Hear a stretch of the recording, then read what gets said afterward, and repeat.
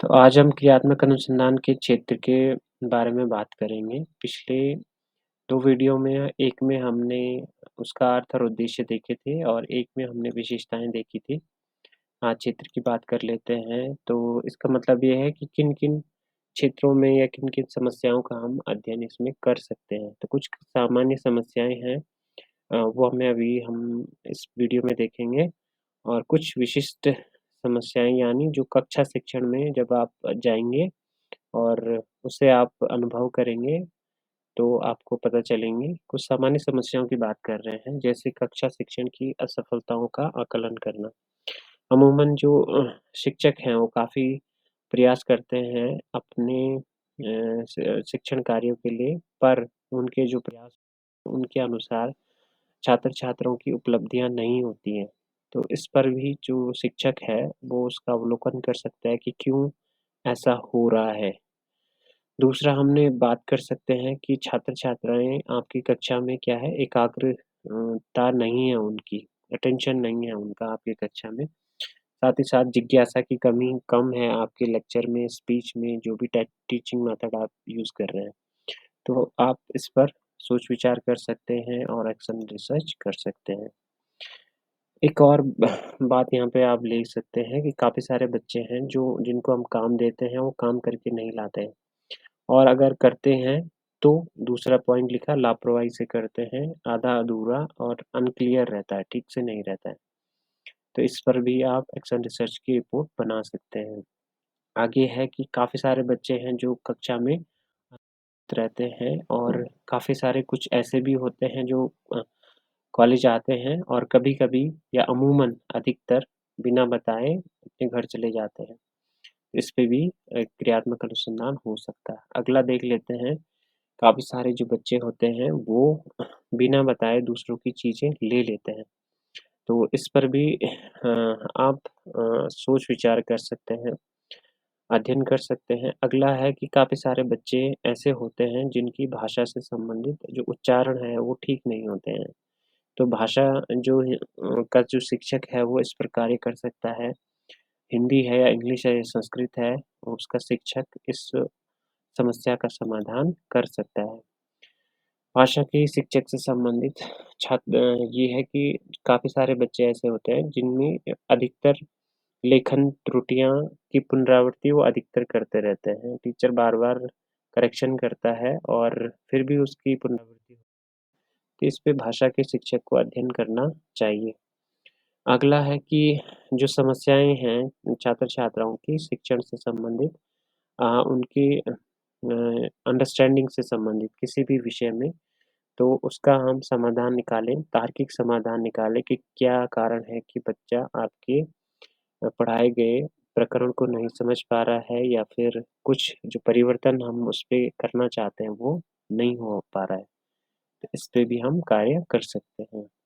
अगला हम देख सकते हैं विद्यालय की प्रशासनिक समस्याओं का समाधान। इसमें हम देखते हैं कि जो प्रधानाचार्य होते हैं, एक तरीके से मेन प्रशासनिक कार्य वही करते हैं, पूरा एडमिनिस्ट्रेशन उनके हाथ में रहता है।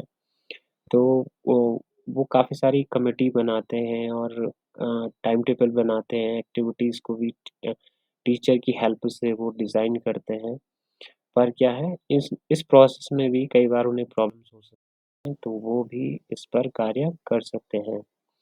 आगे है कि काफ़ी सारे बच्चे ऐसे हैं जो उनके व्यवहार में संवेगात्मक अस्थिरता अभिव्यक्त होती है। यानी छोटी-छोटी बातों पर दूसरे बच्चों को परेशान करना की आदत उनकी होती है और काफ़ी सारे बच्चे ऐसे भी होते हैं वो बहुत ही ज़्यादा आक्रामक भी होते हैं, ठीक है? काफ़ी सारे बच्चे ऐसे भी हैं जो अकेले रहना पसंद करते हैं, दूसरों से ज़्यादा घुलते-मिलते नहीं हैं। तो ये हमारी संवेगात्मक अ, समस्याओं के अंतर्गत आप इनका अध्ययन कर सकते हैं। आगे हम बात करते हैं कि शिक्षकों की विद्यालय कार्य से संबंधित समस्याओं का अध्ययन करना। तो काफ़ी जो शिक्षक हैं, अगर शिक्षकों को देखें तो वो विद्यालय में कक्षा के अंतर्गत पढ़ाते भी हैं, साथ ही साथ अदर जो एक्टिविटीज़ होती हैं उनको भी करते हैं। साथ ही जो विद्यालय में अलग-अलग प्रकार की कमिटीज़ होती हैं, उन पे भी काम करते हैं और जो और भी प्रोग्राम्स हमारे विद्यालय में होते हैं उनको ऑर्गेनाइज़ करते हैं।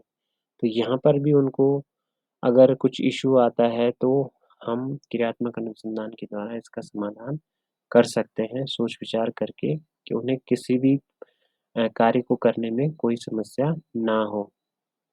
दूसरा हमने कहा है कि कक्षा में छात्र-छात्राओं के द्वारा अनुशासन के नियमों का पालन न करना। कक्षा कक्ष की बात करें तो वहाँ पर हमारा एक अलग तरीके का अनुशासन रहता है, साथ ही साथ जो प्रेयर है वहाँ पर अलग तरीके का अनुशासन रहता है या खेल के मैदान में भी अनुशासन की आवश्यकता होती है। तो इस पे भी हम काम कर सकते हैं कि बच्चे इन नियमों का पालन नहीं करते हैं। जैसे कई प्रयोगशाला के कार्य होते हैं, उनमें भी नियमों का पालन नहीं करते हैं। एक और चीज़ बात आती है कि काफ़ी सारे बच्चे ऐसे होते हैं जिन्हें किसी विषय की जैसे विज्ञान है या फिर गणित है, उससे संबंधित शब्दावली के बारे में कम जानकारी होती है, अपूर्ण जानकारी होती है या नहीं होती है, उस कक्षा के अनुसार। तो ये भी एक काम हो सकता है। दूसरा कि आधारभूत ज्ञान की कमी भी आप इसे कह सकते हैं। जैसे 9th या 10th में आप पढ़ा रहे हैं और बेसिक चीज़ें बच्चों को पता नहीं है, तो आपको पढ़ाने में समस्या होगी। जैसे आजकल हमारे स्टूडेंट जा रखे हैं टीचिंग में, 4 महीने की टीचिंग में, तो उनसे बात हो रही है, तो वो भी बात कर रहे थे कि जो 9th-10th के जो बच्चे हैं, उन पे जब हम पढ़ाते हैं मैथ्स और साइंस, तो बेसिक नॉलेज की हमें बहुत कमी दिखाई दे रही है। तो इस पे भी मैंने काम करने का सुझाव अपने बच्चों को छात्र-छात्राओं को दिया है। आगे हम बात करते हैं कि काफ़ी सारे बच्चे ऐसे होते हैं जो पाठ्य सहगामी क्रियाओं में नहीं करते हैं और इसको वो उपयोगी नहीं मानते हैं, जिसके कारण कि उनके व्यवहार में उतना अच्छा परिवर्तन नहीं होता, जितना कि होना चाहिए। और इन्हीं का ही परिणाम ये होता है कि छात्र-छात्राओं में सामाजिक कौशलों की कमी हो जाती है। तो ये आगे भावी जीवन के लिए बहुत ही इम्पोर्टेंट है आज के समय में। तो इन पे भी काम हो सकता है। आगे हम देखते हैं कि काफ़ी सारे बच्चे हैं जो पढ़ते बहुत हैं और नॉलेज उन्हें होता है काफ़ी सारी चीज़ों का पर उसको वो अभिव्यक्त नहीं करते हैं। कक्षा शिक्षण में जब वो टीचर सवाल-जवाब करता है, तो वो अपने नॉलेज को अभिव्यक्त नहीं कर पाते हैं। तो इस पे भी काम हो सकता है। क्यों बच्चा इतना एजिटेट हो रहा है? आगे इस पर भी बात हो सकती है कि जो काफ़ी सारे बच्चे हैं जो प्रार्थना सभा है, उनकी भूमिकाओं को निभाना पसंद नहीं करते हैं और कक्षा के कुछ ही बच्चे पूरे वर्ष इस सभा को लीड करते हैं। तो इस पर भी विद्यालय के शिक्षक को सोचना चाहिए कि प्रत्येक बच्चा इस प्रकार के कार्यक्रमों में भाग क्यों नहीं ले पा रहा है।